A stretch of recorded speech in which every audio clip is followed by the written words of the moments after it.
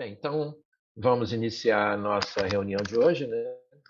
Reunião em parceria da SOMEI com a SOMERG, Sociedade dos Médicos da Ilha do Governador, e Associação Médica do Estado do Rio de Janeiro. Eu sou Benjamin Batista de Almeida, presidente da SOMERG, né? O Dr. Rômulo, que é o presidente da SOMEI, nesse momento, num voo de Brasília para o Rio. Foi num evento da MB, representando a SOMERG, e encontra-se retornando. Segundo ele, me ligou, se der ainda tempo dele alcançar essa reunião, ele entra durante a reunião e bate um papo conosco, né? Eu quero primeiro agradecer a presença de todas as pessoas que estão aqui, em especial dizer do privilégio e da honra que é contar hoje com o Dr. Gerson Fernando Mendes Pereira, representando o Ministério da Saúde. Dr. Gerson é médico epidemiologista, diretor do Departamento de Doenças e Condições Crônicas e Infecções Sexualmente Transmissíveis do Ministério da Saúde, né? Antes de passar para o nosso convidado, vou dar a palavra ao presidente do Conselho Regional de Medicina para uma breve mensagem. Obrigado, Benjamin. Boa noite a todos.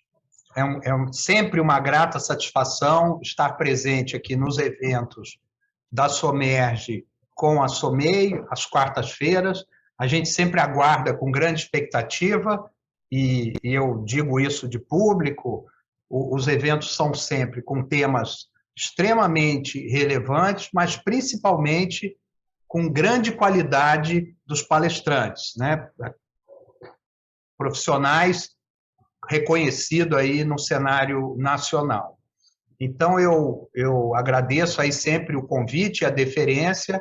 Eu recomendo sempre a todos que assistam às atividades, porque os eventos da SOMERG são sempre eventos de grande valia para todos nós.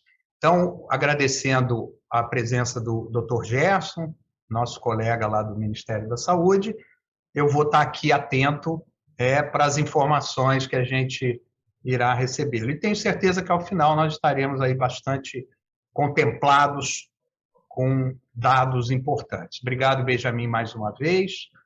Uma boa noite a todos nós aí no evento.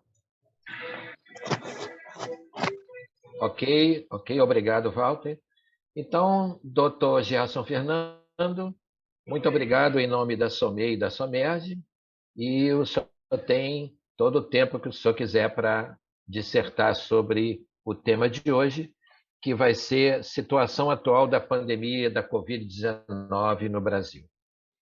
Obrigado, doutor Benjamin. Eu queria, de início, agradecer o convite, né, em nome do Ministério da Saúde, em nome do ministro Marcelo Queiroga, né, e dizer da minha honra, né, de poder conversar um pouco com vocês e trocar alguma ideia sobre a pandemia de Covid e até sobre as pandemias que virão, né, e as pandemias, inclusive, que a gente já viveu, né, nesse período de médico. Eu sou médico, minha especialidade é dermatologia, né. Dentro da dermatologia, a minha especialidade é hanseníase, né. E aqui no Ministério da Saúde, como o senhor falou, eu coordeno o Departamento de Doenças de Condições Crônicas e Infecções Sexualmente Transmissíveis, né? Que aí nesse departamento a gente tem a tuberculose, né? Que o Brasil é um dos grandes países endêmicos de tuberculose. Nós temos a hanseníase, né? Que o Brasil é o segundo país do mundo em caso de hanseníase, uma doença extremamente negligenciada, né? Nós temos todas as ISTs, e aí em especial a sífilis adquirida, gestante congênita, e a gente tem as hepatites virais, A, B, C e D, né? Então, é o departamento que dirijo e também sou o secretário de Vigilância substituto, né? Sou servidor do Ministério, né? Entrei aqui no Ministério ainda como estudante, em 1984, e sempre digo, né, que eu tive a sorte, né, de entrar no Ministério e eu vi vários nascimentos importantes. Eu vi nascer o SUS, né? Quando eu entrei em 84, a gente ainda não tinha o SUS. Eu vi nascer o tratamento, né, para a hanseníase, né, quando a gente não tinha nenhum tratamento que curasse a hanseníase, né, e vi aparecer os primeiros casos de AIDS no país. Eu me lembro que naquela época a gente tinha na AIDS uma sobrevida de 5 meses, né, depois do diagnóstico de AIDS, né? E é muito interessante que a gente pode assistir à evolução, né, desses agravos, né? Eu estou dizendo, eu cheguei no Ministério, nós não tínhamos cura para a hanseníase, hoje a gente tem. Eu cheguei no Ministério, a gente tinha uma sobrevida de AIDS de 5 meses. O diagnóstico da AIDS, você tinha um teste que demorava um mês, ele demora hoje aproximadamente 15 minutos, né? E a sobrevida, né? Que hoje passa uma sobrevida igual à sobrevida de uma pessoa que não tem AIDS, e que a pessoa vive com uma qualidade de vida importante, né? E eu me lembro muito bem na minha história, né, que eu acho que a gente passou já por várias pandemias, né? A gente, quando criança, né, jovem, né, a gente passa pela meningite, né, na década de 70, né? Depois a gente tem o H1N1, depois a gente tem a AIDS e agora a gente tem o Covid. Outro dia eu estava vendo uma reportagem, né, da doutora Mariângela Simão, que foi uma pessoa que me precedeu aqui no departamento de AIDS, e essa pessoa hoje tem um dos cargos mais altos na Organização Mundial de Saúde. E ela disse o seguinte, né, que a gente precisa, né, ter medidas de prevenção, porque outras pandemias virão, né? E a última pandemia grande que a gente teve foi a gripe espanhola, né, que morreu muita gente, né? Então, assim, o que a gente precisa é ter, né, manuais, né, de prevenção de pandemias, e considerando que a gente tem um mundo globalizado, né? Eu hoje fico muito preocupado, né, com coberturas vacinais muito baixas, por exemplo, de pólio, que a gente está tendo aqui no Brasil, quando a gente tem caso de pólio na África, né? Alguém pega um avião na África, chega aqui no Brasil, pega toda uma população suscetível, daqui voltou a poliomielite, né? Então, assim, eu vou falar um pouco sobre a situação e os dados da pandemia de Covid. É muito interessante quando a gente fala da gripe espanhola, né? E a gente vai olhar os dados e a gente viu que naquela época, hoje a gente fala das mesmas coisas, né? Distanciamento, máscara, aquilo que se tinha lá no passado. Bom, mas vamos falar um pouco. Eu vou tentar fazer uma projeção aqui do que a gente tem e quero ver se vocês conseguem ver. Doutor Gerson, Oi, doutor Gerson, oi. desculpe interrompê-lo, mas temos entre nós o presidente da Confemel, o doutor Lincoln, e eu gostaria que ele desse também uma mensagem inicial rápida. Só Tá? antes, doutor Benjamin, vocês estão conseguindo ver Sim. o que eu projetei? Estamos vendo, sim. Ótimo, ótimo. Estamos Pode sim. falar, então. Lincoln, por favor. Bom, doutor Benjamin, doutor Walter, cumprimentá-los, cumprimentar o colega que vai fazer aí essa apresentação. Tive a oportunidade de ver as suas palavras iniciais e gostaria de cumprimentar. Cumprimentar a todos os colegas. Eu falei mais cedo hoje com o meu caríssimo doutor Benjamin, estou num evento familiar, então vou pedir desculpas, porque realmente é apenas pelo desejo grande de estar juntos e teremos oportunidade de nos revermos na próxima sexta-feira. E, em nome dos colegas da Confederação Ibero-Latino-Americana e do Caribe, que eu tenho a honra de representar, representando o nosso país, desejo um excelente evento a todos. Tá? Muito obrigado aí pela oportunidade. Benjamin, o senhor é um gentleman. Muito obrigado. Boa noite. Obrigado, Lincoln. Obrigado. Desculpe, doutor Gerson, por favor, agora o senhor tem aí o seu tempo. Ok. Então, assim, eu acho que a gente pode fazer, eu sempre gosto de fazer uma linha do tempo, né? Com relação à pandemia de Covid no mundo, né? A gente tem lá os primeiros casos de Covid lá no mundo, né? Lá em 1º de dezembro de 2019, na província de Hubei, na China, né? E aí a gente tem aqui em fevereiro, não me esqueço nunca, né? No dia 26 de fevereiro de 2020, uma quarta-feira de cinza, né? Foi o primeiro caso de Covid no Brasil, de uma pessoa em São Paulo, que essa pessoa tinha ido para a Itália, né? E aí, lá no dia 17 de março, a gente tem um primeiro óbito, né, do Brasil, né? 29 de julho, a gente tem um primeiro caso, primeiro pico, né, de casos, né, já colocando uma pandemia já num número grande, né? E aí, 25 de março de 2021, todos acompanharam o segundo pico, né? E já em 18 de janeiro, o início da vacinação, onde a gente começa a ter um arrefecimento, né, do ponto de vista epidemiológico. Eu sou epidemiologista, né? E aí a gente pode observar a razão, né, entre a cobertura vacinal e a diminuição dos casos, das internações e das mortes, né? Aí a gente pode ver o seguinte, né? 2020, né, a gente tinha 7 milhões de casos, né? 2021 a gente tem 13 milhões de casos, e na hora que a gente junta, né, o total que a gente tem hoje, a gente tem aproximadamente 21 milhões de casos, com 594 mil óbitos, né? E a gente pode observar, né, que os casos, né, a gente sai de uma taxa, né, de 3.652 casos por 100 mil habitantes para uma taxa de 6.503 casos por 100 mil habitantes. Isso é muito importante, né, na hora que a gente coloca o dado, né? E aí, mostrando aqui para vocês os casos confirmados e de óbitos, né? E aí a gente mostra assim, a situação da pandemia lá no dia 28/9, aí um dado aqui das 14 horas, a gente pode ver que o maior número de casos, né, é 42 milhões, a gente tem nos Estados Unidos, depois a gente tem a Índia, 33 milhões, e a gente tem ali em terceiro lugar o Brasil, né, com 21 milhões. E aí a gente tem os óbitos, né? 683 mil óbitos nos Estados Unidos, 594 mil óbitos no Brasil. Aí, é muito interessante, viu, doutor Benjamin? Eu sou um epidemiologista, né? Eu sou doutor em epidemiologia. Aí, quando eu olho assim, casos confirmados, né? E a gente mostra números absolutos, né? A gente não tem ideia, né, do risco, né? Assim, será que quem tem mais risco, né, de morrer por Covid está nos Estados Unidos ou no Brasil? Parece que está nos Estados Unidos, quando a gente olha números absolutos, né? Da mesma forma, nos Estados Unidos, parece que tem mais risco de casos, né? Quando você olha o número absoluto. Por isso que é muito importante, quando a gente trabalha a situação epidemiológica, a gente olha taxas, né? Porque aí, de fato, você mede os riscos, né? Aí você vê ali, né, que a gente tem lá as Seychelles, né, com a taxa de incidência de 21 mil, e a gente encontra ali o Brasil, com a taxa de incidência de 10 mil por 100 mil habitantes. Da mesma forma, a taxa de mortalidade, né? A gente tem uma taxa de mortalidade ali no Brasil, 279,66 por 100 mil habitantes. Então, assim, é muito interessante, todas as vezes, quando eu trabalho com AIDS, com sífilis, com hanseníase, eu sempre coloco o número absoluto, né? Porque, assim, quando a gente vai colocar números absolutos, às vezes você pode ter 600 casos em São Paulo e 600 casos no Amazonas, né?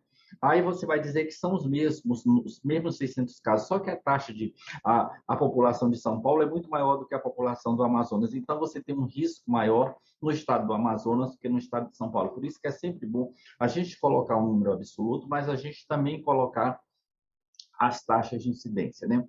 E aí a gente pode observar que a evolução do número dos novos registros, né, por semana epidemiológica. E eu sempre coloco aqui essa reta, né, que separa, né, o ano de 2020 do ano de 2021. Olha que interessante, né? Na hora que a gente pega os casos de 2020, nós temos 7 milhões de casos, 7 milhões e 600 mil casos, né, que foram diagnosticados em 2020, e a gente pode observar que já no ano de 2021, a gente está hoje no dia 6 de outubro, a gente tem 13 milhões e 667 mil casos, né? Então, praticamente, né, no ano de 2021, a gente teve o dobro dos casos, né, se a gente for observar, do que os casos que foram diagnosticados no ano de 2020, considerando que os primeiros casos foram diagnosticados no Brasil, né, no dia 26 de fevereiro de 2020, que é praticamente o início, né, do ano, né? Da mesma forma, os óbitos, né? A gente pode observar que no ano de 2020, né, nós tivemos 194.949 óbitos, e já no ano de 2020, a gente pode observar, né, quando a gente pega ali a primeira, segunda, terceira, quarta, quinta e oitava semana epidemiológica, a gente vê um pico absolutamente grande, né, de casos de Covid, de óbitos por Covid, mostrando, né, que foi basicamente o dobro de óbitos, né, que a gente teve, considerando já o mês de outubro de 2021, né? Aí a gente fala um pouco, né, quando a gente olha aqui, dos pacientes, né? Eu tenho um dado desse total, né, desse valor enorme de pacientes que a gente tem 95% deles, né, 20 milhões de pacientes que foram recuperados, a gente tem os nossos 595 mil óbitos, né, 2,8% dos casos, e Aí a gente tem 403 mil casos em acompanhamento. Eu quis hoje mostrar para vocês, meus caros, o dado do dia de hoje, né? Eu gosto muito de colocar isso, né? Olha isso. Alô. Eu queria colocar hoje para vocês o dado de hoje, né? Esse dado que eu estou colocando aqui agora é um dado para vocês do dia 5, né? De outubro, né? E a gente pode observar que a gente teve 17 mil casos e um número de 530 óbitos. É muito interessante quando a gente observa os casos, né? E eu mostrei para vocês no gráfico anterior, né? Naqueles picos, lá naquelas primeiras semanas epidemiológicas de março, né? Nós tínhamos uma média de aproximadamente 3 mil óbitos por dia, né? Hoje a gente tem, em média, a gente tem uma média móvel, né? Que está em torno de 500 casos, né? Mas é claro, né? Que a gente espera que, na medida que a gente tiver cada vez mais o percentual de população vacinada, né, com a primeira, com a segunda dose ou com a dose única, eu não sei como é que está aí no Rio de Janeiro, aqui no Distrito Federal a gente já está fazendo a dose de reforço para os profissionais de saúde. E é muito interessante que agora mesmo, assim, nessas últimas notas que a gente teve aqui no Ministério da Saúde, da Secretaria de Covid, né, cuja diretora é a doutora Rosana, né, eu sou o chefe do programa de AIDS, né? E aí a gente colocou que a gente deveria ter uma dose de reforço para todos os pacientes HIV e AIDS, independente do CD4 que esses pacientes tivessem, né? Então, assim, o que a gente espera é que cada vez mais a gente diminua a média móvel dos óbitos, né? Que é o que nos importa, né? Eu acho que é importante. E também, principalmente, né? A gente diminuir o número de internações, né? Por Covid, né? Deixando os leitos, porque assim o que acontece, se vocês observarem, gente, eu coordeno esses programas com hanseníase, como tuberculose, como AIDS, como sífilis, como hepatites. A gente pode observar, quando a gente pega e observa os dados do ano de 2021, uma baixa total no número de casos de tuberculose, no número de mortes de tuberculose, no número de tratamentos por tuberculose, no número de casos de hanseníase, no número de tratamento de sífilis congênita. Gente, pasmem, a gente diminuiu os casos de sífilis congênita. Agora mesmo a gente vai apresentar o boletim de sífilis, né, no mês de outubro, que é o mês da sífilis, e aí a gente começou a ver a diminuição dos casos de sífilis congênita, dos casos de sífilis adquirida e dos casos de sífilis gestantes. Se eu fosse um gestor irresponsável, não entendesse de epidemiologia, eu iria comemorar. Nossa, diminuíram os casos de sífilis congênita, né? Diminuíram os casos de sífilis adquirida, diminuíram os casos de sífilis gestante, mas não diminuíram. A Covid fez com que a gente diminuísse esses diagnósticos, porque as pessoas deixaram de aparecer nos serviços de saúde. O que é que a gente fez com relação a isso? Eu distribuí muito autoteste para HIV e AIDS, né? Mandava os autotestes para as pessoas e aquelas pessoas que tivessem um diagnóstico positivo, né? Porque o autoteste é um teste de triagem, eles vinham ao serviço de saúde. Eu trabalhei muito com a questão da telemedicina. Se a pessoa estivesse bem do ponto de vista epidemiológico, do ponto de vista clínico, ele não precisava ver o serviço. E, principalmente, para a gente não levar ao abandono do tratamento dos pacientes, a gente começou a fazer prescrição de medicamentos para HIV e AIDS, para tuberculose e para hanseníase, para 4 meses, para que as pessoas não precisassem aparecer no serviço de saúde ou então deixassem de aparecer no serviço de saúde para pegar o remédio.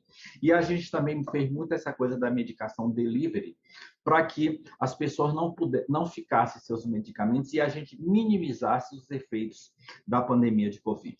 Bom, aqui a gente tem um perfil epidemiológico dos casos e óbitos de Hague, né, que é o que leva à morte do Covid, né, e a gente tem aqui casos com relação à faixa etária, né? 2021, a gente tem 2% em 90 anos e mais, 80, 89, 7 mil por cento, e a gente tem um número grande, né, de 56% ainda no sexo masculino, né? Então, a gente tem um número claro, né, que a gente pode observar, que a gente tem as faixas etárias maiores, que é com relação aos casos, né, que é no caso o gráfico azul, e no caso a gente pode observar também os óbitos, aqui no gráfico vermelho, observando basicamente, né, que com relação ao sexo, com relação aos casos, a gente tem 56% dos homens, 44% nas mulheres. Se a gente for fazer uma razão entre os sexos, a gente está quase 1 para 1. Da mesma forma dos mortos, né? Morrem mais homens do que mulheres, e a gente pode observar que a gente tem uma faixa etária maior, né, de mortos nas faixas etárias mais velhas da população, o que também tem feito uma modificação muito grande agora com relação à vacina, né? Então, a gente começa a observar que a gente tem diminuído a mortalidade nas faixas etárias mais velhas, porque foram os primeiros a se vacinarem e agora vão receber a dose de reforço, né? Olha que interessante, né? Eu gosto muito de olhar esse gráfico para nós que somos da área de saúde, para nós que somos médicos, né? Mostrando, né, quanto a gente tem da nossa força de trabalho na área de saúde infectados pelo Covid-19, né? Nós tivemos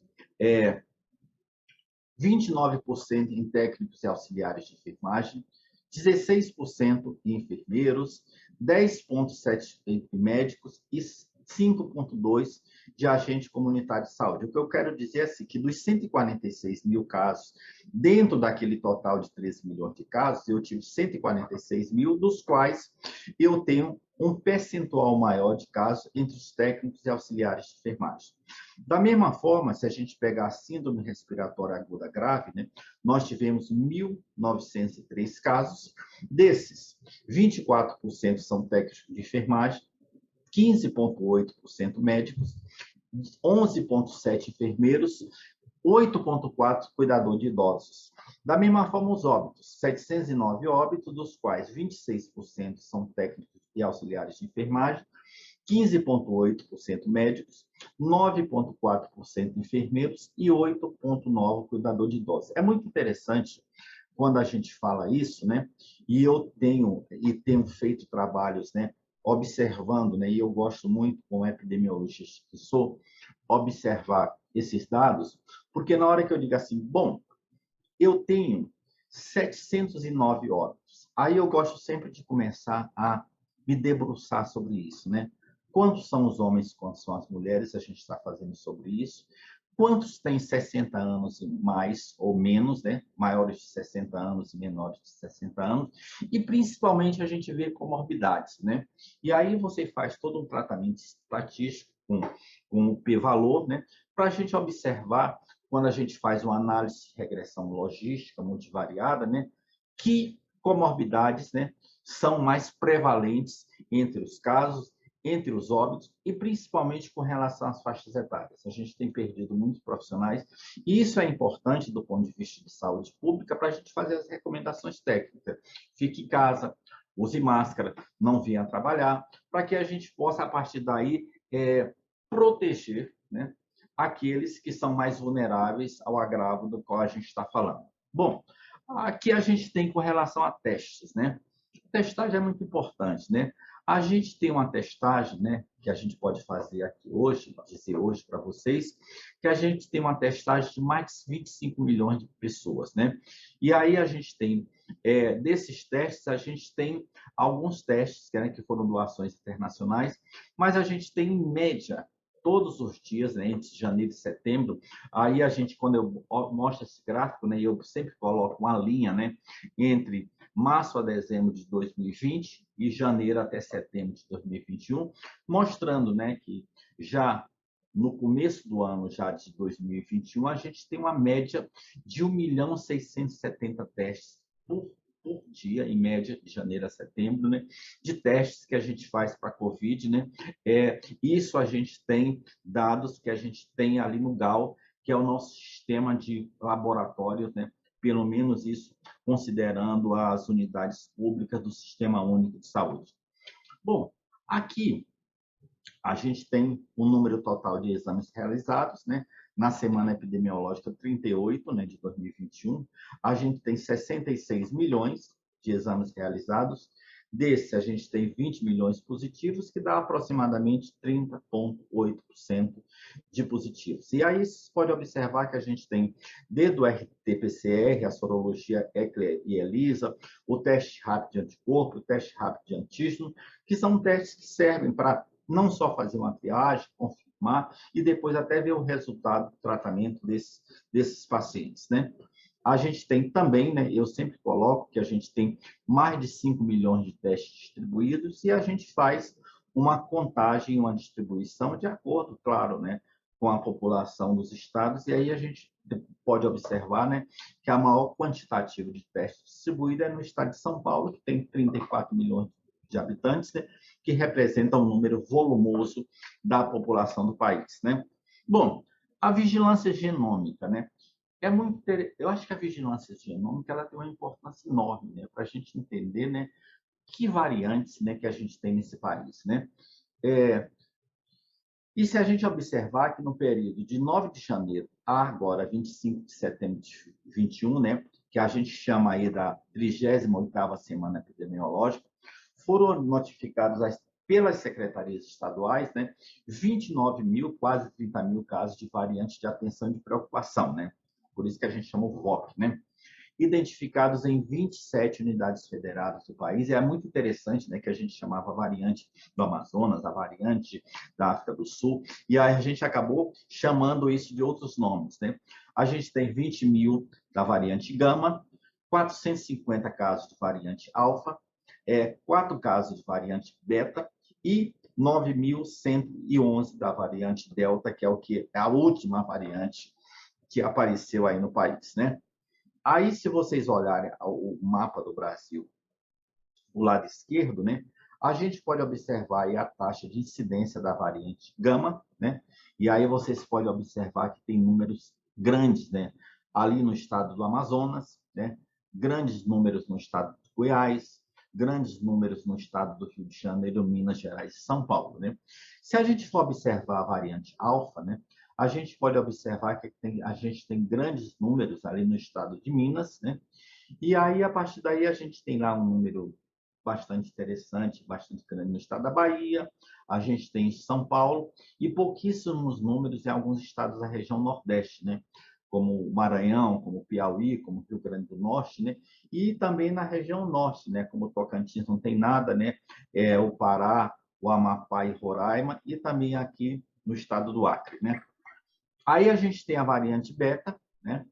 Que a gente pode observar que a gente teve muito poucos casos, a gente teve casos na Bahia, 3 casos em São Paulo, e no fim a variante Delta, né, que é a última variante, né, que assim, eu vou me arvorar, eu não sei se tem algum colega infectologista aí, eu vou me arvorar a dizer, como dermatologista que sou e epidemiologista, né, que me parece, não sei se todos concordam comigo, que a variante Delta, ela pode ser muito infectante, mas me parece que aí eu acho que tem todos os adicionantes, né? Parece que ela é menos aparece com menos sintomas e parece que leva poucos pacientes, né, à internação. Ou talvez a gente pode discutir isso com relação à questão da vacina, né? Quer dizer, a variante Delta que a gente tem no país, ela juntou, né, com cada vez um período maior que a gente está tendo de aumento de cobertura vacinal, o que pode ter neutralizado os efeitos maiores da variante Delta no país, que é o que a gente pensava que a gente ia ter uma coisa bem maior no sentido de com relação a ela, né?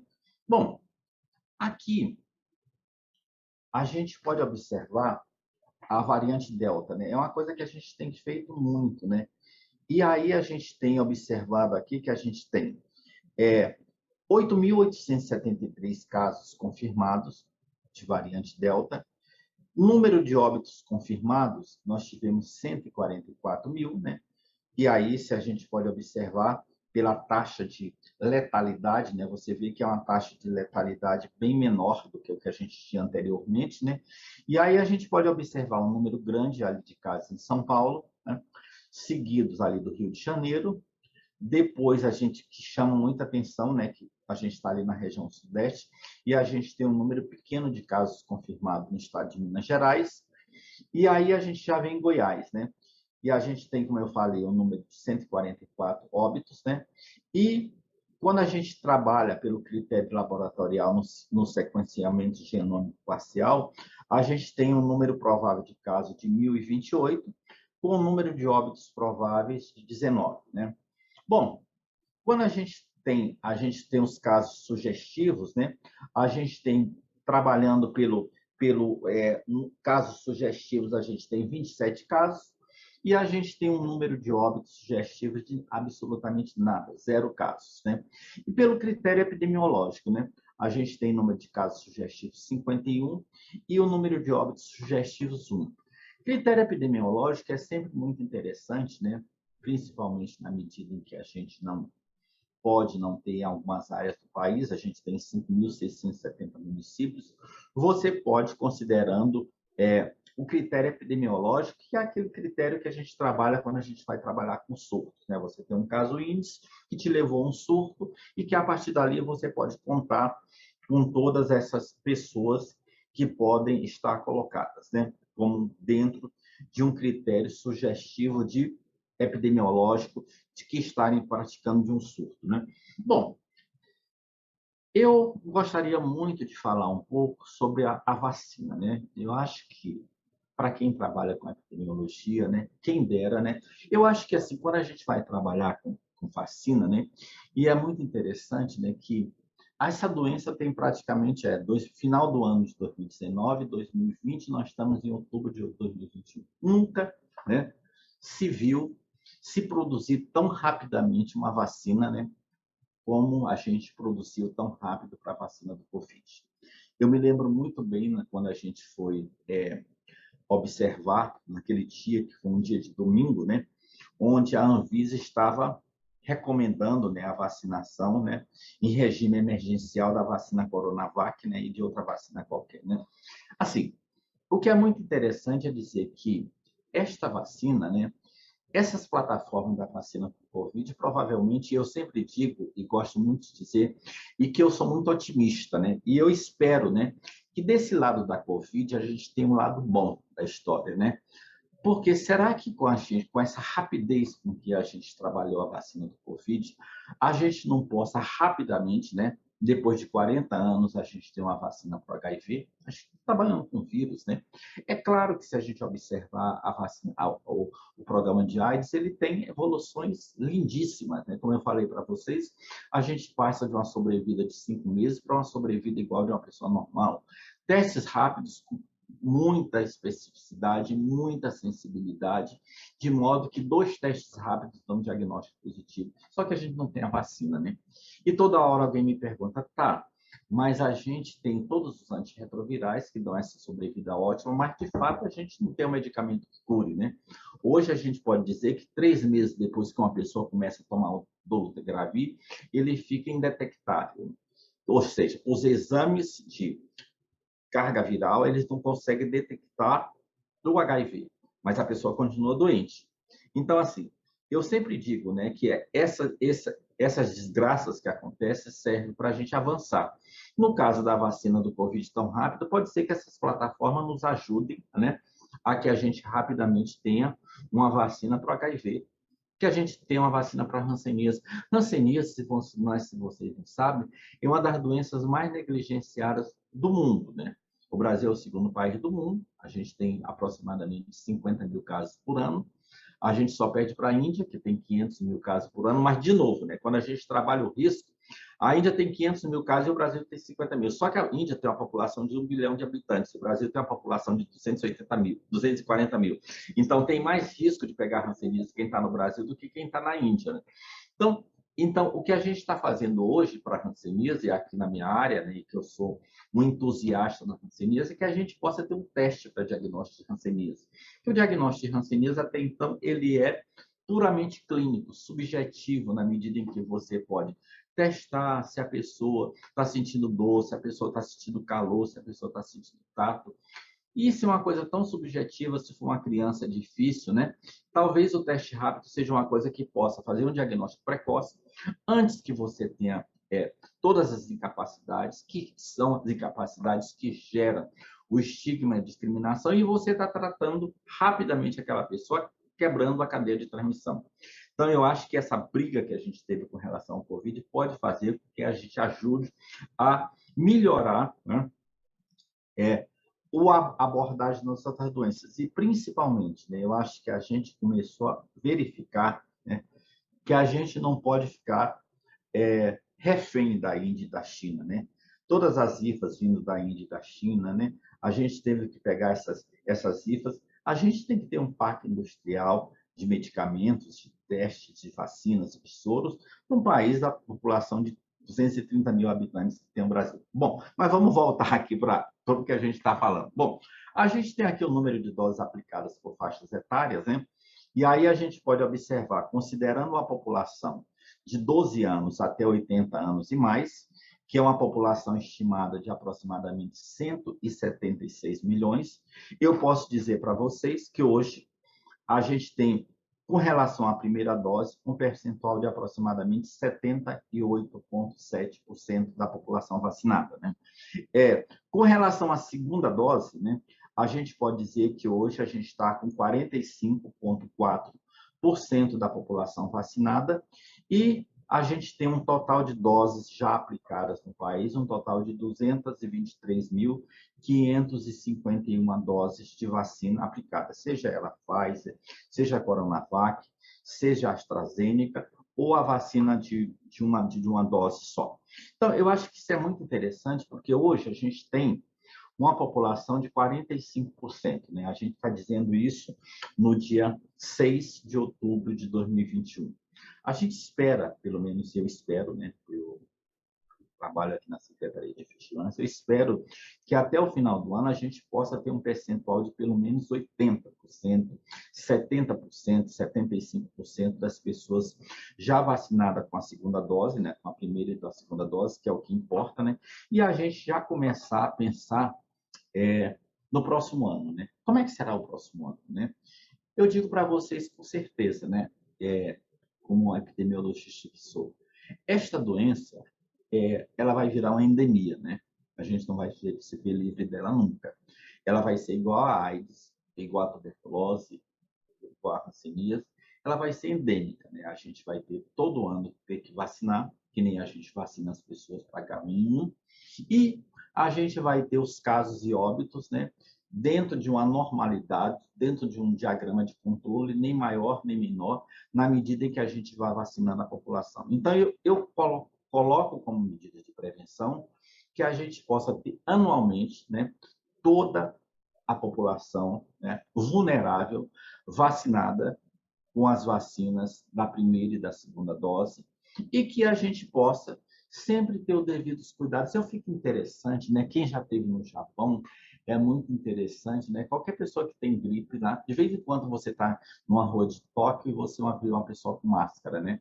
Talvez essa seja uma lição aprendida, né? De que a gente precisa se proteger, mas a gente precisa proteger o outro, né?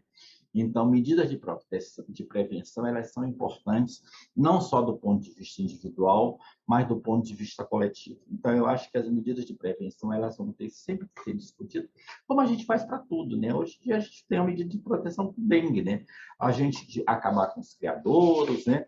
Então, isso é uma coisa que a gente vai ter que trabalhar muito com a questão das escolas, né? Com as pessoas que estão crescendo e que estão entrando, né, na vida adulta, né? Só a escola faz com que a gente possa incentivar a essa população desse país a trabalhar medidas de proteção, não só contra a Covid, mas qualquer doença, as doenças infecciosas, as doenças sexualmente transmissíveis, né? Então, a gente fazer um trabalho nas escolas. Eu sinto muito, né, ultimamente, né, a nossa cobertura vacinal de HPV caiu muito na medida que a gente tirou a vacinação das escolas, né? Então, eu acho que a gente precisa retomar a esses aspectos de modo que a gente ensinar aquela criança, né, que as medidas de proteção elas são importantes não só para si, mas como para a população em geral. Bom, então eu encerro aqui a minha participação. Gostaria muito de agradecer em nome do Ministério da Saúde.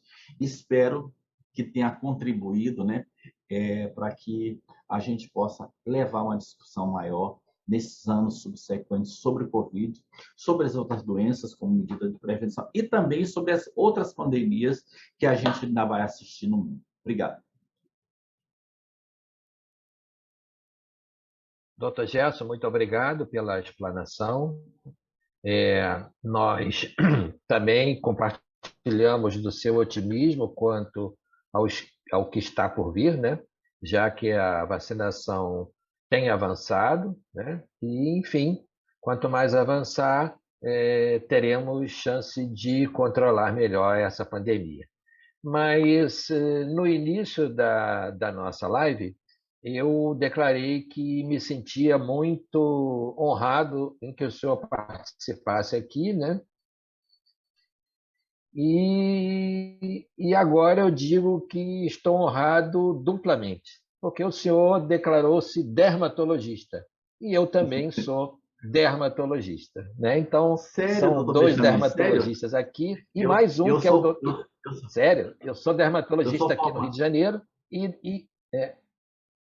você é de que estado? Olha, na realidade, filho de militar não tem estado. É Eu, verdade. eu vim para Brasília muito cedo e sou formado pela Universidade de Brasília. Fiz residência no Hospital Laura de Souza Lima, em Bauru, que era a residência para Bauru. residentes, e conheço todos os dermatologistas antigos aí do Rio de Janeiro, doutor Azulay, Luna Azulay, todo esse povo que o senhor também devia conhecer. Com certeza. E entre nós também temos o doutor José Ramon Varela Blanco, que é Uhum. extremamente conhecido e também já foi presidente da SBD aqui do Rio de Janeiro e atuou também em vários cargos de diretoria da SBD Nacional, tá? Viu, doutor Então, Benjamin? Eu doutor assisti, Ramon, também eu trabalhei muito com o pessoal da Fiocruz, né, que tem uma residência importante de hansenismo, com a doutora Eusebia Sarno, a doutora Maria Eugênia Galo, o doutor José Augusto Neri, todas aquelas pessoas lá da Fiocruz, aí no Rio de Janeiro. isso, conhecemos todos eles, sim. Bem, doutor Gerson, me chamou a atenção quando o senhor apresentou a planilha da variante Delta e sua distribuição pelo país. Por exemplo, o Rio de Janeiro, pouco mais de 1.900 casos, com 51 óbitos. O Paraná, com 179 casos e 44 óbitos. E São Paulo, com 4.725 casos e 0 óbitos. Então, eu queria que o senhor falasse mais sobre isso aí, já que está havendo aí uma discrepância grande, né? É. Talvez até por falta de notificação, não sei. Mas qual é a sua visão sobre isso? A minha visão sobre isso, eu acho que assim, é uma coisa que quando a gente está, na realidade, né, quando a gente vai fazer a vigilância genômica, né, primeiro, assim, que os primeiros casos da variante Delta, a gente realmente pegou lá no Paraná, né? A gente pegou alguns casos lá no Maranhão, não sei se você se lembra daquela história daquele navio, né? Mas, assim, começou muito lá no Uhum. Paraná. E eu acho, eu sempre gosto, né? De quando eu vou falar um pouco sobre a vigilância genômica e com relação aos casos, eu não sei se vocês acompanham é, os dados que a gente tem de casos de morte de Covid, né? Aqui e acolá, a gente tem um pico, né? Antes de ontem mesmo, a gente teve um pico grande de casos, né? Aí a gente pergunta assim, bom, como é que aconteceu esse pico grande de casos, né? Muito provavelmente são casos represados, né? E que naquele dia o sistema conheceu. Quando a gente fala assim de incidência, né? Eu sempre gosto, como epidemiologista, de dizer o que a gente chama de incidência ou de detecção. Incidência, né, é, de fato, caso realmente novo, né? E detecção é caso que o serviço conheceu por conta dos seus atrasos de notificação. Então, assim, é o que a gente tem visto com relação a São Paulo. A gente viu, por exemplo, que quando a gente pega o dado de lá, a gente não tem, né, nenhum óbito confirmado e que parece, né, é aquilo como eu falei, né, parece quando a gente faz um diagnóstico mais precoce, né, desses casos e faz um acompanhamento melhor deles.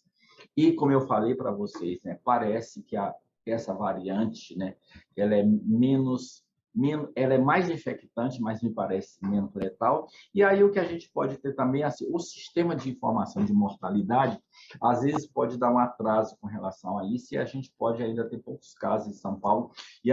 Outro dia mesmo aconteceu um caso muito interessante no Ceará. Eles me notificaram 100 casos de um dia para o outro. Eu falei, gente, quando eu vi aquele dado, eu falei assim, a imprensa vai cair matando a gente, né? Porque assim, o que você disse para o seu secretário de saúde que um dia você tinha 10 casos, no outro dia apareceu, porque o meu serviço hoje foi que notificou. Então, assim, acompanhe esses casos, essa classificação que a gente coloca aí, e aí aquilo que você falou lá na tabela 21 que eu coloquei, todo dia a gente faz uma atualização disso. Então, esses dados são sempre dados preliminares e que, na medida que esses casos vão entrando, a gente vai colocando isso. Muito provavelmente, não são 0 casos, mas são casos que eles vão entrando na medida em que a gente passa de suspeição de morte por variante Delta para confirmação. Então, são sempre... Essas doenças são doenças que eu sempre coloco como dados preliminares sujeitos a uma revisão. E a gente normalmente sempre faz uma revisão, porque todo dia a gente coloca esse painel e a gente vai atualizando esses casos. Então, são casos que muito provavelmente a gente vai atualizar ao longo desses dias. Ok, eu tinha essa mesma impressão que pudesse ser essa explicação, né? Eu pediria aos colegas que participam que quem quiser interagir, fazer perguntas, que levante a mão, tá? Um outro fato, e que acompanhamos pela imprensa recentemente, o município aqui do Rio de Janeiro, a cidade do Rio de Janeiro, estuda uma diminuição das restrições, inclusive com volta às aulas presenciais, diminuição uma flexibilização da obrigatoriedade do uso de máscaras, né? Inclusive aqui um município da Baixada Fluminense, aqui na região metropolitana, que é Duque de Caxias, a partir de hoje, o prefeito aboliu o uso de máscaras em locais abertos, fechados, privados, públicos, enfim, né? E a gente sabe que a pandemia ainda não acabou, né? Claro. O próprio Ministério de Saúde ainda coloca como necessárias essas medidas de prevenção. Eu gostaria de saber a sua opinião sobre, e do Ministério da Saúde, claro, a posição oficial do Ministério da Saúde, sobre essas medidas que estão sendo adotadas, ao nosso ver, de uma certa maneira, assodadas, né? Olha, eu acho que assim, aí eu falo como um epidemiologista que está acostumado a trabalhar com essas pandemias, né? E tenho certeza que essa é a posição do Ministério da Saúde e da secretária da Secovid, doutora Rosana. Eu acho que a gente tem que, como se diz lá no Nordeste, né? Devagar com andor, né? Porque assim, eu acho que a pandemia, como você mesmo diz, a pandemia não acabou, né? A gente tem ainda uma cobertura pequena, vacinal pequena, e que eu acho que essas medidas de restrição elas podem ser diminuídas, e eu diria o seguinte, que essas medidas de restrição elas poderiam começar a diminuir na hora que a gente tivesse uma cobertura pelo menos maior que 70% das 2 doses. E aí a gente poderia começar a pensar nas medidas de restrição, de diminuir a medida de restrição. Ok, muito obrigado. Algum outro colega deseja fazer uso da palavra, fazer alguma pergunta? Doutor Mauro, por favor, pode falar. Boa noite a todos. Queria também parabenizar ao doutor Gerson Fernando pelo brilhantismo da sua apresentação, agradecer pelos dados atualizados que ele trouxe hoje aqui para a gente. E um pequeno comentário e a seguir uma pergunta. O senhor começou falando sobre taxa, né? Mais importante que o valor bruto, o uso da taxa, fez comparação entre os países. Eu acho que essa verdade a gente verificaria melhor ao término da pandemia, porque estaria todo mundo no mesmo período cronológico de infectividade. A gente fazer essa comparação em que ainda temos momentos distintos no mundo, me parece não corroborar muito com essa busca dessa certeza. No slide do senhor, o senhor coloca aí, recente, esse dado, 95,5% de pacientes recuperados e 1,7% em acompanhamento. Vamos ser conservadores, vamos partir do pressuposto que se 1,7 se recupere. Então, eu teria 97,2 de pacientes recuperados. Ou seja, eu teria 2,8 de taxa de óbito. Se a gente entra no site da OMS, a gente verifica que a média, é lógico que essa taxa vai variar de acordo com se a gente fizer diagnóstico laboratorial ou não, mas a gente tem uma média mundial de óbito de 0,6 a 1,5. Se eu tenho 2,8, significa que eu estou acima da média. por favor, me corrija se eu estiver errado. A pergunta que eu faço a seguir é a seguinte: por que a taxa de óbito do idoso, o senhor botou um slide lá, de 60% a 80%, é maior do que a taxa de óbito do muito idoso, já que esses dois universos já tomaram a vacina?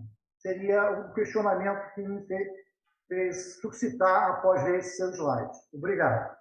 Então, eu vou começar respondendo por essa pergunta. Na realidade, aí vai ser uma pergunta, vai ser uma resposta bem epidemiológica, né?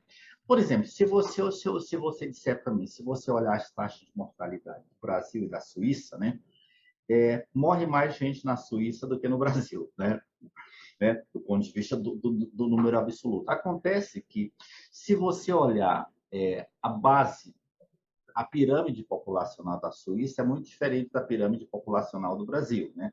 Você tem na Suíça muito mais velhos, né, do que no Brasil. Concorda comigo? Da mesma forma que, se você pegar no Brasil, eu tenho muito mais velhos no Rio de Janeiro do que no Piauí.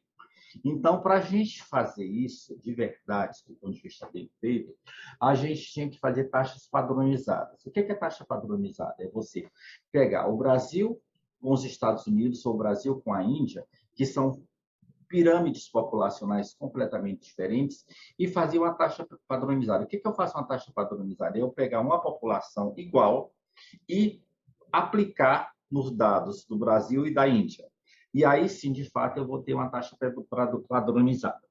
Por que eu tenho uma taxa maior nos mais velhos, né? Porque, na medida que eu vou chegando na pirâmide populacional, eu tenho um N de população de mais velhos menores, né? Então, na realidade, se eu tenho um numerador grande, um denominador que tende a diminuir, a minha taxa tende a ser um pouco maior do que lá nos mais jovens. Então, eu acho que esse é o dado que, assim, que a gente se a gente for fazer mesmo a miúde, né, do ponto de vista da epidemiologia pura, né, você tem que fazer dados padronizados e comparar populações iguais, que são de bases populacionais diferentes. E aí, te respondendo essa, porque nos mais velhos você tem... E é claro, né, se você também for entender, ele já tem outras comorbidades, o que aumenta também o número de óbitos, né? Então, eu acho que tudo que a gente for fazer, né, Mauro, eu acho que a gente tem que pensar em taxas, né? E aí, porque senão é aquilo que eu te digo, né? Se você pegar 600 casos de AIDS em São Paulo e 600 casos de AIDS no Piauí, você vai ter um risco muito maior no Piauí, porque você tem uma população muito menor do que no Piauí do que a população de São Paulo. Hoje, quando eu trabalho porque assim, eu tenho no Brasil 5.670 municípios, né? E aí eu tenho que dar dinheiro para todo mundo, né? Aí eu fico pensando, bom, eu não posso dar o mesmo dinheiro que eu dou para o Acre, né, do mesmo dinheiro que eu dou para São Paulo, né? Mas aí, assim, claro, né, São Paulo tem uma população maior, precisa de um recurso maior para medidas de prevenção, etc, etc, né? Mas aí, quando eu for trabalhar isso, eu preciso medir o risco, né? Aí, quando eu for trabalhar isso, que eu for olhar a prioridade, pode ser que, às vezes, eu tenha que dar muito mais dinheiro, por exemplo, para a hanseníase, para o Amazonas, que tem uma taxa de hanseníase muito mais alta que a de São Paulo. São Paulo tem uma taxa mais baixa. Mas aí, quando eu for fazer isso, eu tenho que, além da gente ter o dado de mortalidade, no caso, por exemplo, tuberculose, de cura, né? Eu preciso fazer índices compostos, né? Porque a morte pode ser maior num lugar ou outro, mas eu posso observar taxas de abandono ao tratamento que te leva a óbitos maiores. Então, quando você for priorizar, e aí, no caso, quando você for priorizar problema de saúde pública, você tem que priorizar, claro, pela magnitude, pela transcendência, pela vulnerabilidade, mas também pelo risco populacional. E o risco você só mede com taxas padronizadas, entendeu? Alguém me perguntou aqui, estatisticamente, existe um percentual aumentado de vacinados no Brasil com doses e adoecendo? Olha, eu vou ficar te devendo essa resposta. Eu, de fato, não sei te dizer. Eu estou tentando estudar, porque, assim, quando eu começo a pegar os dados, são 2 dados que eu estou querendo fazer essa semana. É ver quantas pessoas adoeceram, primeiro, se não tomaram a vacina, né? Se tomaram a primeira, se tomaram a segunda e quantas internaram, né? Que aí, entre o adoecimento e a internação, é uma coisa interessante. Como também eu acho que é importante, essa semana, viu, doutor Mauro, eu fiz um trabalho importante, porque eu não sei que para os infectologistas, eles diziam lá no começo, né, que os medicamentos do HIV, eles protegiam, né, os pacientes do HIV, não sei se você chegou a ouvir falar nisso, né, protegiam os pacientes com HIV do Covid, né? E aí a gente faz um relacionamento rápido de banco de dados, né? Pega quem está no banco de AIDS e quem está no banco de Covid e você vê quem adoeceu. E também você vê quem morreu. O que parece, né? Aí, viu, doutor Benjamin? O que parece é que a incidência de casos de pessoas com AIDS, com Covid, é menor. E também a mortalidade. Aí eu posso dizer assim, bom, não foi nada do antirretroviral. Pode ser que essa pessoa vá mais no médico, né? E pode fazer um diagnóstico mais precoce, pode fazer uma medida de prevenção maior. Então, tudo isso, né? Eu acho que você tem que apurar para ver o que contribui uma coisa ou o que contribui outra coisa, não é não, doutor Benjamin? É isso aí, a gente no concordo. modelo estatístico, a gente tem como mensurar isso, fatores de confusão, né? Tem, eu sei, a gente pode fazer isso. Eu fiz isso, doutor Mauro, quando eu fui fazer a minha tese de doutorado, né, sobrevida de pacientes de AIDS, né? E foi muito interessante que eu escolhi, não sei se o senhor sabe, né, que o estado que tem o maior número de casos de AIDS e de mortes nesse país é o Rio Grande do Sul, né? Não sei se o senhor sabe disso. Aí eu digo assim, bom, como é que o Rio Grande do Sul, né, tem tanto caso de AIDS num estado rico, com ID alto, gente de maior escolaridade, né? Aí a gente vai descobrir por quê, né? A AIDS no Brasil, né, doutor Mauro, ela é uma doença que eu posso dizer, do doutor Benjamin, que ela é um evento raro, né? É um evento raro. A nossa estimativa de casos de AIDS é de aproximadamente 1 milhão de casos. Isso dá uma prevalência de 0,4% da população. Isso é bobo, né? Nada. Mas você tem as populações vulneráveis. As travestis e as transexuais têm uma prevalência de 31%. Os homens que fazem sexo com homem têm uma prevalência de 18%. As profissionais do sexo têm 5%. Aí a gente tem que trabalhar com esse grupo prioritário. E tem os usuários de drogas injetáveis, que são populações pontes para a população heterossexual, que é o que dá no Rio Grande do Sul. Estado rico, as pessoas ainda usam coca injetável, né? E aí passam para as mulheres, que passam para as crianças através da transmissão vertical, né? E aí é muito interessante, na hora que você vai ver isso, que você vai ver qual é o risco maior. E aí você vai ver qual é a sobrevida. Sobrevive mais homem ou mulher? Quem sobrevive mais? O mais jovem ou o mais idoso? Quem sobrevive mais? O que é mais jovem, mas que usa droga? Ou é HSH? E se ele for usar droga e for HSH e for profissional do sexo? Então, doutor Mauro, você acaba que você começa a trabalhar essas questões relacionadas com curvas de várias epidemias, né? E de várias possibilidades, o que te dá uma maior ou menor sobrevida. Eu acho que o doutor Emílio queria falar alguma coisa.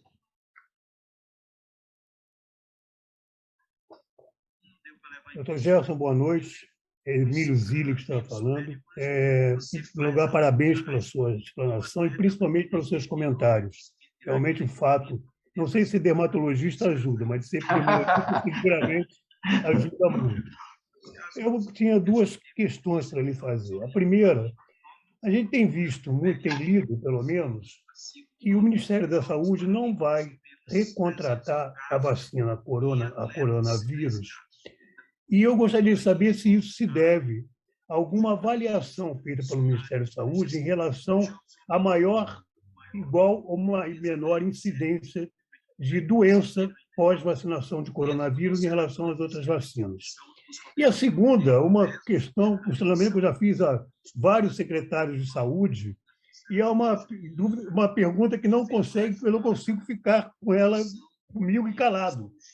Eu gostaria de saber se o senhor tem alguma estatística sobre a incidência de Covid na população carcerária brasileira, que eu não tenho esse dado, não consigo esse dado de jeito nenhum até agora. Muito obrigado, viu? Desculpe, é quase uma pergunta quase leiga, né? Mas não, né? Aliás, eu acho que a pergunta é interessante. Se a gente entrar no site, né, e nos dados do Covid que a gente tem do ESUS, a gente pode ter o dado. A gente tem, assim, algum dado, né, de surtos em presídios e tal, mas a gente pode pegar, através do dado do ESUS, a incidência, né, doutor Emílio, na população carcerária, na hora que a gente vê o caso e verificar dentro da ficha do ESUS se tem população, se é população privada de liberdade, e a partir daí a gente tem esse dado. É tranquilo, tá, para a gente fazer. Bom, com relação à história do Ministério da Saúde, a gente não contratar a Coronavac, eu de fato, né, eu sou da Secretaria de Vigilância, não sou da Secovid, eu vi alguma coisa desse tipo, mas que me parece, né, pelo menos é uma informação de imprensa, né, isso eu não sei dizer, né, que me parece que a Coronavac parece que ela ainda estava, ela não tinha ainda uma aprovação definitiva da Anvisa, né? Pelo menos essa foi a informação que eu tive. Não sei lhe dizer, essa informação eu fico lhe devendo, posso até lhe passar depois. Mas me parece que é isso. Ela teve aquela aprovação, né, naquele dia de domingo, né, que era uma aprovação que não era a aprovação definitiva, e as outras parece que já tem aprovação definitiva. Essa é uma informação que eu tenho de imprensa, né? Essa eu, de fato, não sei dizer. Posso até perguntar na Secretaria de Covid para a doutora Rosana se essa informação procede, porque é uma informação que eu vi de imprensa. Muito obrigado. Muito obrigado. Doutor Rômulo, está na sala? Pode nos ouvir? Estou, Benjamin. Boa noite a todos. Boa noite a todos. Cheguei agora, estou no aeroporto aqui de Santos Dumont. Então, quero dar boa noite a todos os amigos. Quero dar boa noite e um agradecimento especial ao amigo Dr. Gerson aí por nos atender no Ministério da Saúde numa noite de quarta-feira. Estou chegando agora de Brasília, onde vamos discutir alguns assuntos aí na representatividade associativa. Então, eu quero agradecer imensamente o nosso ministro Queiroga, que prontamente nos atendeu, e o Dr. Gerson, que nos palestrou nessa noite. Ao Dr. Gerson e os demais companheiros aí da SOMEI, da SOMERD, e todos que estão participando, eu peço milhões de desculpas de não ter aprendido, com certeza, um pouco mais aí pelo que o Dr. Gerson nos apresentou nessa palestra, mas, de qualquer forma, eu tenho certeza que daqui a pouco já vou estar recebendo informações dessa belíssima apresentação. Ao mesmo tempo, aproveitei para pegar algumas dessas últimas informações que foram passadas, e eu já vi que foi de alto conteúdo objetivo, de grande valia para a nossa prática do dia a dia e também nas políticas de saúde que têm sido implantadas. Em suma, doutor Benjamin, meu grande amigo, a todos os colegas que estão na sala e principalmente ao doutor Gerson, as minhas palavras são palavras de agradecimento para esse momento. Efetivamente, doutor Gerson, pedi desculpas aí ao senhor, que foi de última hora aí, mas essa representatividade em Brasília não poderia deixar de ter hoje. E com certeza teremos outros momentos. E pelo que o senhor representa no Ministério da Saúde, eu tenho certeza que o senhor vai ser convidado logo em breve para trazer mais dados da epidemiologia de algumas doenças que ainda estão em nosso país. Então, a todos aí, muito obrigado. Muito obrigado, doutor Gerson. Estou aqui lhe acompanhando e é uma satisfação muito grande tê-lo nessa noite em nossas sociedades médicas. Obrigado, Rômulo. Algum outro colega deseja fazer alguma pergunta? Doutora Zelina, doutor Ramon, outros colegas? Sim, Benjamin, pode falar, Rômulo. Aproveitando, então, o ensejo aí, eu vou abusar do doutor Gerson. Doutor Gerson, alguma sinalização de alguma evidência após o início já da terceira dose, em termos de resposta imunológica, ou até mesmo alguns casos diferentes em resposta à terceira dose no nosso país? Não, é um estudo que a gente já está começando a fazer, né? O que a gente está colocando, né, se você observar as notas técnicas que estão saindo da Secovid, né, a gente está colocando em primeiro lugar, né, aqueles pacientes que têm alguma vulnerabilidade maior, mesmo com a primeira e com a segunda dose aplicadas, né, como os imunodeprimidos, né, Aí eu coloquei, claro, né, doutor Benjamin, eu puxei a brasa para minha sardinha, coloquei todas as pessoas portadoras de HIV/AIDS. Eu não sei se vocês se lembram que a primeira nota estava colocada que era só aqueles pacientes que tinham CD4 menor que 250, e a gente acabou estendendo para todo mundo. Então, assim, o que a gente sabe de verdade, né, é que a gente vai precisar, né, fazer uma terceira dose, e a gente está inicialmente fazendo naqueles que a gente tem certeza que são os mais vulneráveis. Mas o que é aquilo que eu já falei, né? Eu acho que essa doença veio para ficar, né? Ela vai ser uma endemia e que a gente vai vacinar todo ano, como a gente vacina para H1N1, e ainda observando, né? Quais são as variantes que estão presentes no país, para que a gente possa pegar a melhor vacina de acordo com aquela que responde a variante que a gente tem predominante no país. E que essas variantes que a gente sabe, né, que vírus é mutante, muito mutante, né? E aí, de novo, né, eu acho que a gente precisa cada vez mais incentivar. Eu acho que é uma coisa que eu vejo muito falar. A gente tem muitos grupos anti-vacinas no mundo, né? Mas parece que no Brasil a população gosta, né? Tem essa coisa da confiança, né, no Programa Nacional de Imunização, e está muito atenta, né, e disposta a se vacinar. O que a gente precisa agora é buscar aqueles pacientes que faltaram a segunda dose, né? São Paulo tem um número grande, no Rio se fez muito essa coisa do mutirão de buscar para quem não tomou a segunda dose, mas é isso, eu acho que a gente vai ter que fazer primeira dose, segunda dose e dose de reforço naqueles pacientes que são mais necessitados do ponto de vista da vulnerabilidade. Obrigado, doutor Gerson. Benjamin, é contigo aí, por favor. Obrigado. Ok. Mais algum colega deseja fazer perguntas?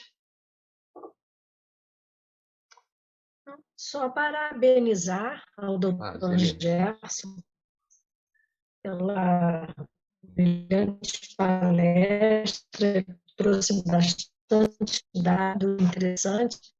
Eu não sou epidemiologista, aprecio a epidemiologia. E foi muito interessante esses dados da ação carcerária, e a gente também não vê muita coisa falando de população de rua, né?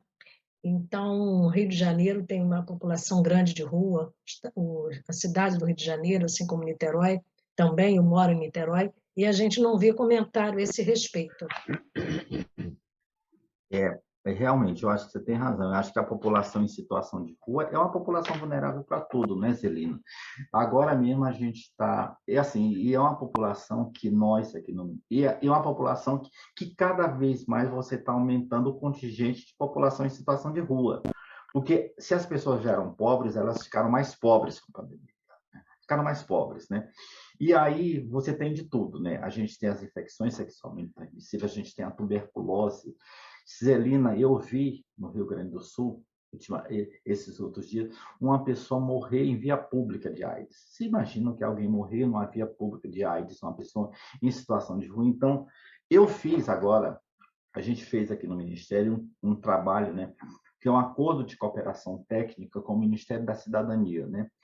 Porque a nossa pauta da saúde é o quê? A gente fazer os protocolos clínicos, a gente verificar os testes, né, os medicamentos, mas as pessoas precisam comer, né? As pessoas precisam andar de ônibus para ir buscar os seus remédios, né? E essa pauta é uma pauta que interessa muito à saúde, mas ela não é da saúde, é da assistência social, entendeu? Então a gente está trabalhando, e a gente só pensa no SUS, né? Mas a gente tem o SUAS, o Sistema Único da Assistência Social.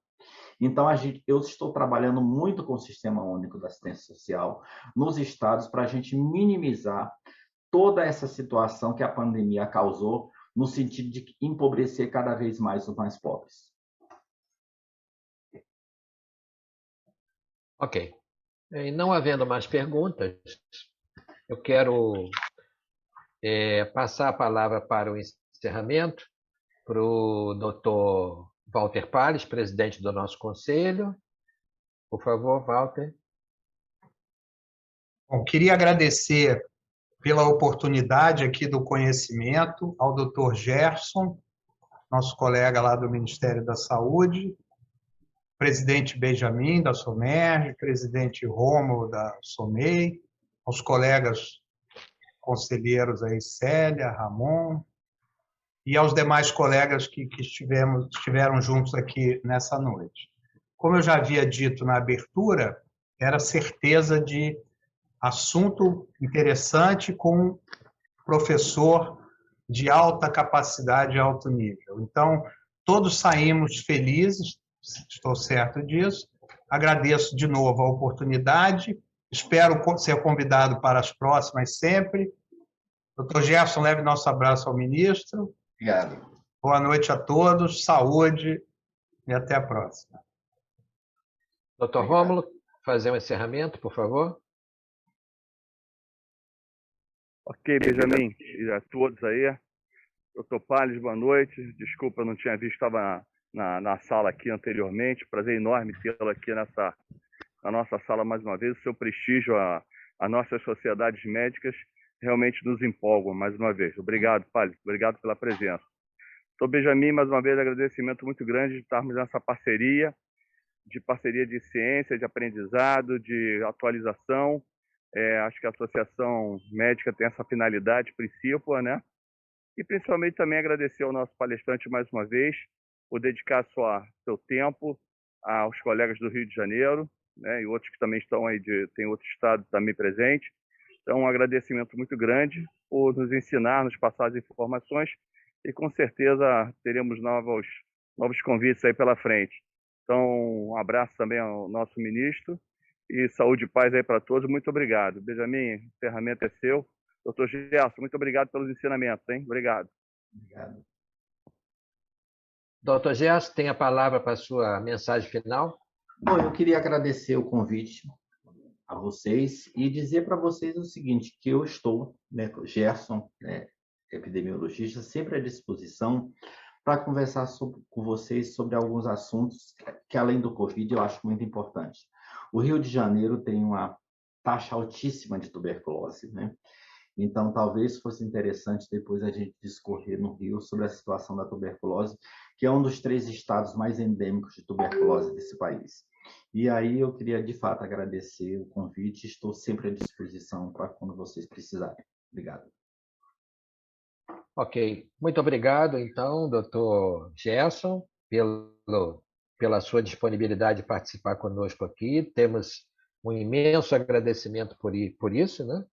E dê aí o nosso abraço ao doutor Rafael, que é seu companheiro aí de ministério, que é conselheiro nosso aqui. Grande amigo. Conselheiro nosso aqui do Rio de Janeiro, né?